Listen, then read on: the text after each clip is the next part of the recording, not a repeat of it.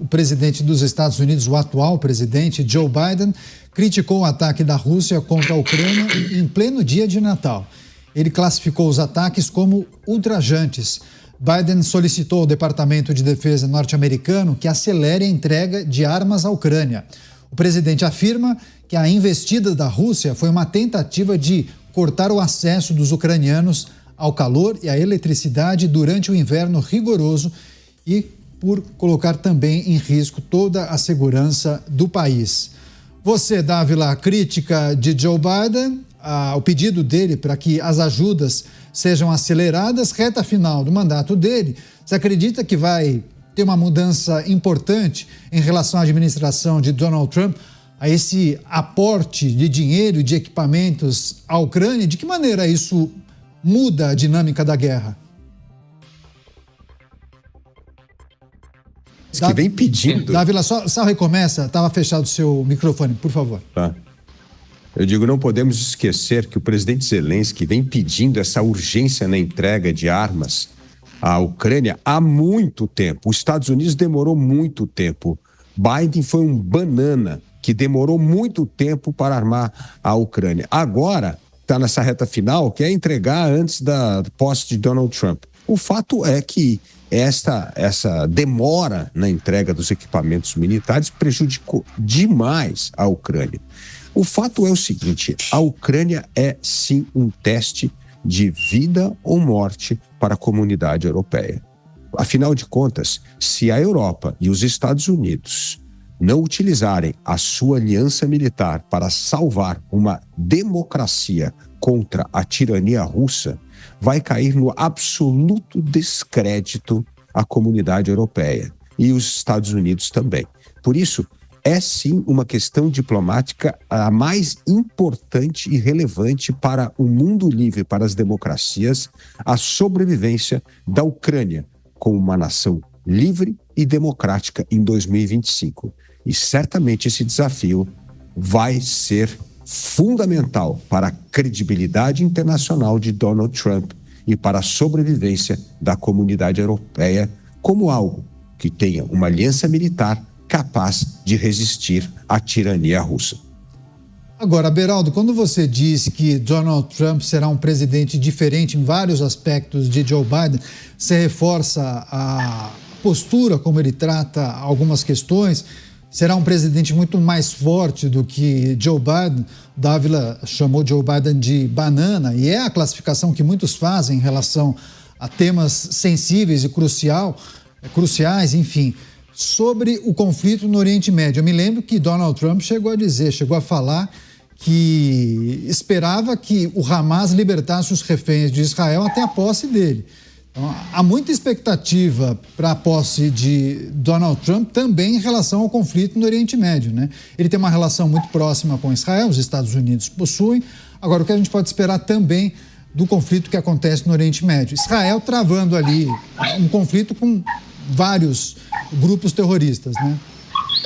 Pois é, e é interessante porque Donald Trump fez a sua campanha, Caniato, numa linha de que ele foi o presidente que não fez nenhuma guerra. E agora ele está diante de guerras em curso. E o que vai ficando claro é que ele usará a força militar, o poderio militar norte-americano, não para fazer novas guerras, mas para resolver as guerras atuais, especialmente essa de Israel, um parceiro histórico dos Estados Unidos, de Israel contra o Hamas e também contra o Hezbollah. A situação no Oriente Médio, ela precisa ser pacificada. A gente precisa lembrar que Donald Trump foi o mentor ou padrinho dos acordos de Abraão, que estava sendo costurado um acordo de paz entre a Arábia Saudita e Israel. Conforme foi evoluindo a consolidação desse acordo, o Hamas começa a planejar esse ataque para gerar nova instabilidade na região, e Donald Trump, trazendo a sua atuação durante seu primeiro mandato, claramente vai recuperar ou vai resgatar ali aquelas negociações para que esses acordos sejam consolidados. Para que eles sejam consolidados, está claro que os grupos terroristas precisam ser tirados de cena. O Hamas, um grupo mais fraco, digamos assim, mas bastante letal. Isso ficou bastante claro no ataque do Hamas a Israel. Mas o Hezbollah, um problema mais grave, porque o Hezbollah, no Líbano, ele tem um respaldo, uma legitimidade política, por mais inacreditável que seja. É um grupo terrorista que tem representação política no Líbano, que domina áreas de fronteira próximo a Israel, com armamentos, contrariando acordos que estão em vigor, mas que nada é feito sobre isso, e parece que os Estados Unidos usarão a sua força para retomar ali uma estabilidade, uma tranquilidade e diminuir a força desses grupos terroristas no Oriente Médio. Agora, Dávila, não dá para falar de Estados Unidos e a expectativa para a chegada de Donald Trump à Casa Branca mais uma vez, sem analisar a maneira como o Brasil deve se relacionar com os Estados Unidos, né? Muita gente chegando à nossa audiência, acompanhando a notícia em destaque. Joe Biden criticou o ataque da Rússia contra a Ucrânia, classificou inclusive como ultrajante esse ataque no dia de Natal, pediu inclusive que os departamentos responsáveis acelerem as ajudas militares à Ucrânia. Agora, não dá para a gente falar dessas demandas que envolvem os Estados Unidos sem olhar para o Brasil e as expectativas para a relação que o país manterá com os Estados Unidos, com Donald Trump no poder. O que a gente precisa considerar são líderes que pensam de forma distinta, mas é preciso que o líder brasileiro e o líder norte-americano tratem das questões sempre respeitando uma relação diplomática que é preciso ser respeitada e que também é muito tradicional, né? Estados Unidos e Brasil mantêm relações já de bons anos, não são os países mais próximos quando a gente olha para a balança comercial, mas é importante manter uma boa relação, né? Com certeza, Caniato.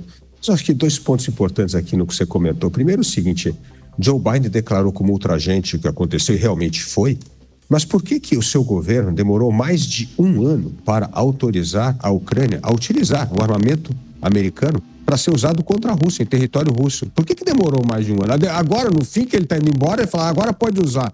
Esse tipo de atitude foi extremamente maléfico para a conduta na guerra na Ucrânia. Isso atrasou e a Ucrânia perdeu chances, sim, tiveram momentos...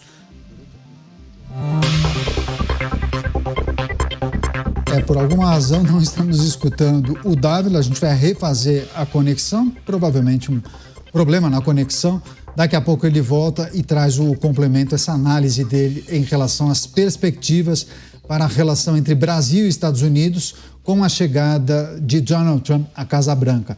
Então, só para arrematar, passo a bola para você, Beraldo. Trouxemos, claro, as análises e as perspectivas para essas guerras em curso, especialmente Rússia e Ucrânia e também o conflito no Oriente Médio, e de que maneira os Estados Unidos devem se posicionar com a chegada de Donald Trump. Mas é preciso também ponderar a maneira como o Brasil deve se relacionar com os Estados Unidos a partir da chegada de Donald Trump à Casa Branca. Beraldo. Não, sem dúvida, e é importante compartilhar com a nossa audiência, Caniato, um pouco da realidade hoje nos Estados Unidos, no que diz a força dessas agências de inteligência. O grande drama institucional hoje nos Estados Unidos é justamente a autonomia que existe a partir destas agências, que tem um orçamento trilionário sem que haja qualquer tipo de transparência. Eles praticamente gastam esse dinheiro como bem entendem necessário para obter informações sobre agentes do mundo inteiro. E Donald Trump tem feito discursos muito duros no sentido de acabar com esse excesso de autonomia que tem transformado essas agências de inteligência em quase um governo autônomo, capaz de criar danos ou ajudar amigos conforme uma conveniência que é estabelecida dentro dessas unidades de inteligência. E por que isso é importante quando a gente olha para esses desafios mundiais? Porque a quantidade de informação que existe dentro dessas agências é gigantesco. Eles sabem detalhes muito preciosos sobre inimigos de diversos países e também de aliados dos Estados Unidos. E isso é fundamental para que Donald Trump use esse volume de informação na hora de sentar para negociar, seja com Vladimir Putin, seja com Volodymyr Zelensky, seja com qualquer outro líder mundial. Então, está em curso nos Estados Unidos esse esforço de retomada do controle dessas agências de inteligência por parte do governo federal, porque isso foi se perdendo ao longo do tempo e agora, nesse governo fraco de Joe Biden, realmente a coisa saiu de controle, Caniato. Você, Dávila, você iniciava a sua análise e seu comentário, tratava das questões que envolvem as ajudas dos Estados Unidos à Ucrânia, dizendo que Joe Biden, muito espertinho, né, acabou represando todas as ajudas para o finalzinho da gestão dele. Ele vem sendo muito criticado, foi criticado nos últimos 2 anos, mas deu um estalo nele e falou, agora a gente tem que acelerar as ajudas para a Ucrânia, né?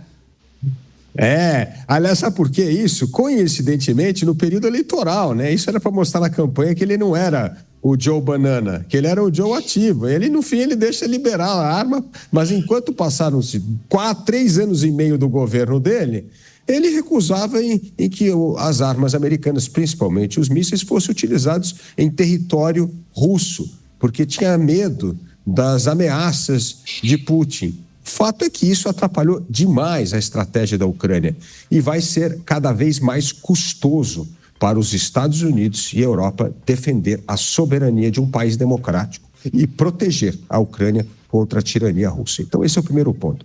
Segundo ponto agora de Donald Trump. Eu tenho receio de presidente falastrão. Porque o problema de ser falastrão é que você fala uma coisa, depois se você não cumpre, se você não vai usar arma para fazer valer a sua palavra, você cai no descrédito. Então tá bom, vamos resolver a questão do Oriente Médio. Bom, e se não conseguir resolver a questão do terrorismo, que não é uma questão simples? Porque uma coisa, Caniato, exércitos de países estão acostumados a lutar contra outro exército, não contra a guerrilha, movimento terrorista. Aliás, os Estados Unidos não tem um bom histórico de destruir organizações terroristas. Aliás, tem um custo gigantesco que pagou no Afeganistão, no Iraque, em outros lugares. Então, não é uma guerra convencional.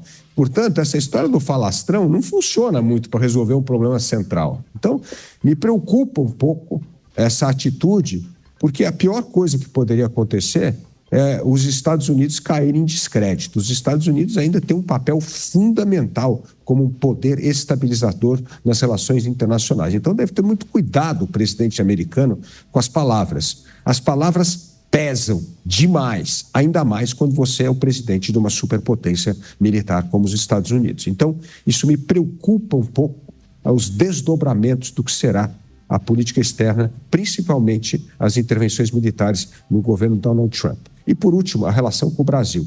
Deveria ser uma relação madura de Estados. Como você bem disse, o Brasil é um dos mais antigos aliados dos Estados Unidos na América Latina. Nós temos uma longa tradição de boas relações diplomáticas. E não é por causa que hoje nós temos um presidente de esquerda que o Brasil não pode se dar bem com o Donald Trump. Deveria ter uma posição suprapartidária, como se fosse uma política de Estado. Infelizmente, a política brasileira não vem sendo tratada como uma política de Estado no governo Lula. Sempre é uma política que tem a ver com uma questão militante, ideológica, de muito mais de afinamento, vamos dizer assim, de alianças partidárias, do que uma questão de interesse de Estado. Isso é muito ruim. O Brasil deveria aproveitar este momento para ampliar o investimento norte-americano no Brasil, para aumentar o seu comércio bilateral.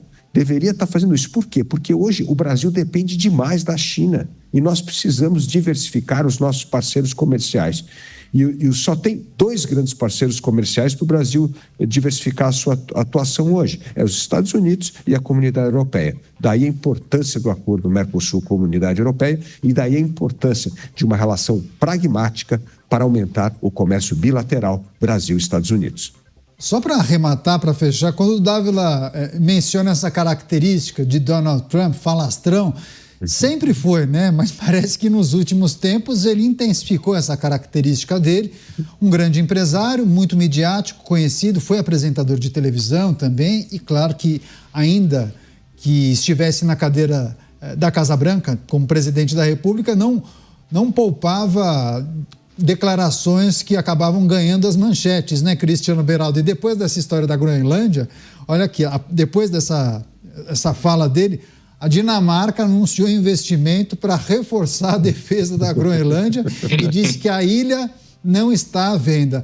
Quais são as consequências para os Estados Unidos de um presidente que parece que não pensa em tudo ou nas consequências quando faz uma declaração como essa? Ou você acha que, no fundo, ele sabe exatamente o que ele quer e quem ele quer atingir quando ele diz isso? Kenyatta, a gente tem que olhar Donald Trump como símbolo de uma mudança muito significativa nos perfis das lideranças mundiais, sobretudo pela influência que há hoje na comunicação com a população em geral das redes sociais. Donald Trump, talvez no seu primeiro mandato, fosse um falastrão simplesmente para se afirmar, porque ele não sabia exatamente o que mais fazer, mas sempre houve, em todas as posições de exercício de poder, um perfil de quem lida com temas do cotidiano, fechado dentro do seu gabinete, tomando decisões, conversando com os seus apoiadores ali mais imediatos, e do líder quando ele vai a eventos públicos, fazer discursos, seja para uma multidão, seja na TV. Então, sempre houve essa diferença de perfil. Só que, conforme figuras como Donald Trump foram ascendendo no cenário político, essas características, esse apelo popular, ele se tornou mais constante, porque os líderes estão permanentemente expostos a críticas e avaliações das pessoas, dos seus eleitores, dos seus cidadãos, a partir das redes sociais. Hoje, eu quero crer que Donald Trump tem um cálculo mais refinado sobre o momento e o que ele precisa dizer para agradar o seu grupo de eleitores, para reforçar a sua imagem popular que o levou de volta à Casa Branca, daquela que ele precisa ter para encaminhar e resolver problemas reais, tanto dos Estados Unidos quanto de cenários internacionais. Então, Donald Trump é uma figura que precisa ser compreendida a partir da confirmação, do entendimento que ele é uma pessoa muito inteligente do ponto de vista de comunicação, precisa ser respeitado por isso. E aí, Caniato, eu gostaria de lembrar uma história relatada pelo presidente brasileiro, fazendo referência, se não me engano, eu não sei se era, acho que era o primeiro mandato ainda, em que, em um determinado momento, acho que numa entrevista, ele disse: hoje eu acordei invocado e liguei para o George Bush. Então, talvez, naquela época, no começo dos anos 2000, esse tipo de comportamento pudesse ser aceito por um líder como George W. Bush, né, que era presidente dos Estados Unidos. Mas eu acho que hoje, Caneto, eu tenho as minhas dúvidas se o presidente brasileiro acordar invocado e resolver ligar para o Donald Trump para soltar os cachorros. Eu acho que essa conversa não vai acabar no tom de elegância que certamente terminou na época de George Bush. Acompanhando essas movimentações.